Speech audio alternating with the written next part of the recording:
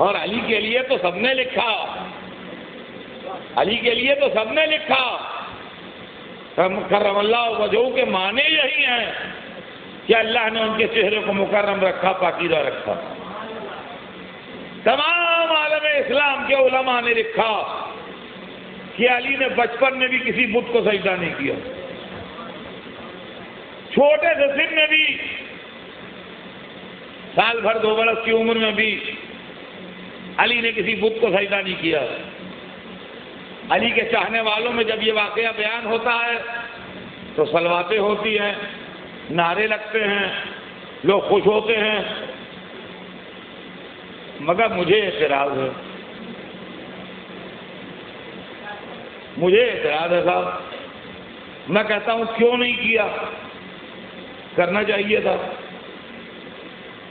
کہا ارے آپ اپنے ہو کے ایسی بات کرتے ہیں، شرم نہیں آتی؟ میاں مشکل یہ ہے کہ میں کتاب سے نہیں، معاملے کو زندگی سے سمجھتا ہوں۔ دیکھیے جن گھروں میں نماز کے لوگ عادی ہوتے ہیں اس گھر کا چھوٹا بچہ سجدہ ضرور کرتا ہے۔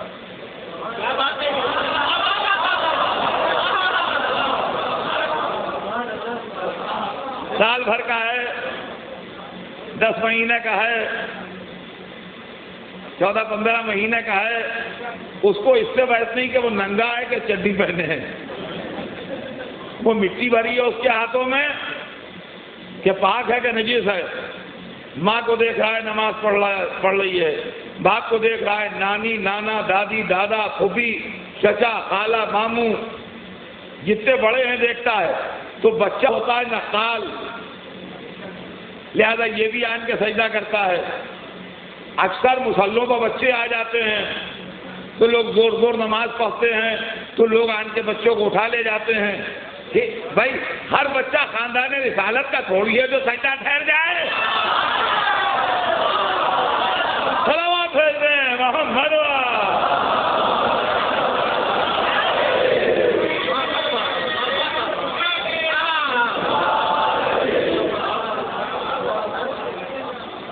تو میاں یہ بچے جو ہیں یہ نماز پڑھتے ہیں، سجدہ کرتے ہیں آن کے۔ اچھا اور یہ بھی بات آپ مارک کیجئے گا، اگر ابھی نہیں مارک کی تو اب مارک کیجئے گا کہ یہ بچے جو آتے ہیں چھوٹے چھوٹے بچے کو کہتے ہیں فطرت کا آئینہ ہوتا ہے، ہیومن نیچر کا آئینہ ہے۔ نماز میں قیام بھی ہے، قعود بھی ہے، رکوع بھی ہے، سجدہ بھی ہے۔ نہ بچے قیام کرتے ہیں، نہ قعود کرتے ہیں، نہ رکوع کرتے ہیں، جو آتا ہے سجدہ کرتا ہے۔ معلوم سجدہ عین انسانی فطرت کا جز ہے۔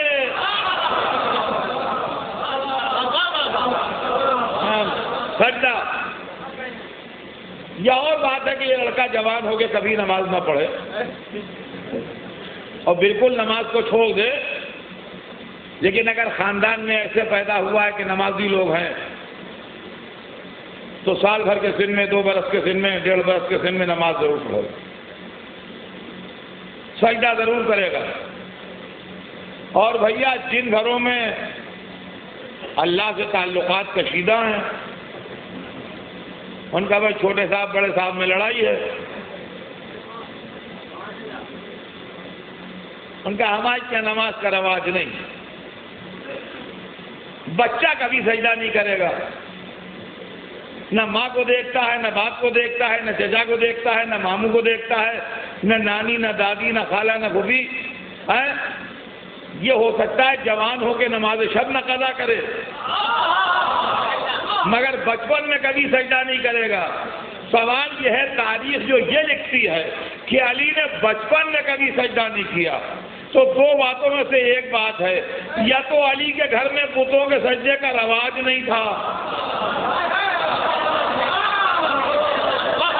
یا تو علی کے گھر میں بتوں کے سجدے کا رواج نہیں تھا، تو ابو طالب کو مومن کہیے،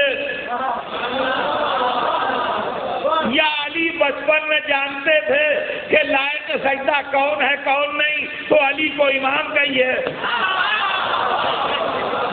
صلوات بھیج دیں محمد۔ سرور کائنات نے اپنے معبود کی سرکار سے لا کے اپنی امت کو نماز کا بہترین تحفہ دیا، اور اس کے بعد خود نماز اس طرح پڑھی کہ جس کی نماز تھی وہ پکار اٹھا، طٰہٰ مَا أَنزَلْنَا عَلَيْكَ الْقُرْآنَ لِتَشْقَىٰ، اے طیب و طاہر، ہم نے آپ کا قرآن اس لیے نہیں نازل کیا کہ آپ اتنی مشقت میں پڑ جائیں۔ یعنی یہ وہ عبادت کرنے والے ہیں کہ جن کی عبادت اس منزل پر پہنچ گئی کہ جس کا سجدہ کیا جا رہا ہے وہی کہہ رہا ہے بس۔ یہ رسول کی نماز تھی، اور وصی رسول علی ابن ابی طالب کی نماز۔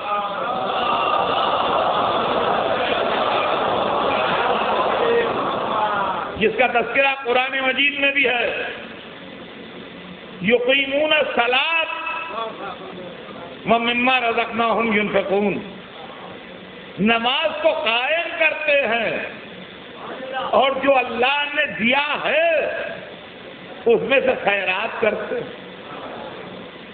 ایک دن نماز شروع ہو گئی، حضور نے تکبیرۃ الاحرام کہہ دی، پیچھے جو جماعت کی صف کھڑی تھی اس نے بھی کہہ دی۔ اسی بیچ میں ایک فقیر آیا، کہا اللہ کچھ دے دے۔ اے دینے والے نماز پڑھ رہے تھے، کہاں سے دیتے؟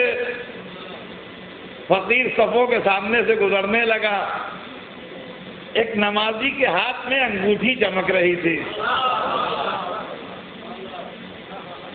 اس نے انگشت شہادت اپنی سیدھی کی، سائل اشارہ سمجھ گیا، انگوٹھی اتار کے لے گیا۔ اس لیے کہ پہلے یہ کہتا ہوا جا رہا تھا کہ واللہ تیرے گھر میں مانگا اور کسی نے کچھ نہ دیا، تیرے گھر میں مانگا اور کسی نے کچھ نہ دیا۔ تو مولا علی نے انگشت شہادت سے اشارہ کیا، سائل انگوٹھی لے گیا۔ میں کہوں گا یا علی آپ کو کہے کی پریشانی تھی؟ بھائی یہی بات ہے جس پر دنیا جھگڑا کرتی ہے، ہمیں جواب دینا پڑتا ہے۔ ارے جیسے سب نماز پڑھ رہے تھے آپ بھی پڑھے جاتے۔ بھائی سوال یہ ہے، فقیر میرے گھر پہ آیا ہے،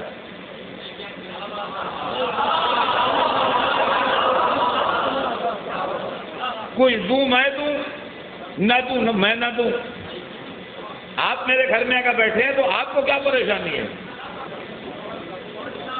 اگر میں فقیر کو مالا مال کر دوں تو میرے گھر کی نیک نامی ہے، اگر میں فقیر کو یوں ہی بھگا دوں تو آپ کے گھر میرے گھر کی بدنامی ہے، آپ کو کیا پریشانی ہے؟ جب آپ کے گھر میں آئے تو بھائی آپ اس کو جو دے چاہے دے دیجئے۔ فقیر میرے دروازے پر مانگ رہا ہے، پریشان آپ ہو رہے ہیں، یہ معاملہ کو سمجھ میں نہ آیا تو ممکن ہے علی جواب دیں کہ دیکھو میرے سوا دنیا میں ہر ایک یوں ہی سوچے گا جیسے تم سوچ رہے ہو، تم غلط بات نہیں سوچ رہے ہو، میرے سوا علی ابن ابی طالب کے سوا دنیا میں ہر آدمی وہی سوچے گا جیسے تو سوچ رہا ہے، مگر مجھ میں اور ساری دنیا میں فرق ہے، تم سب اپنے اپنے گھروں میں پیدا ہوئے ہو، میں خدا کے گھر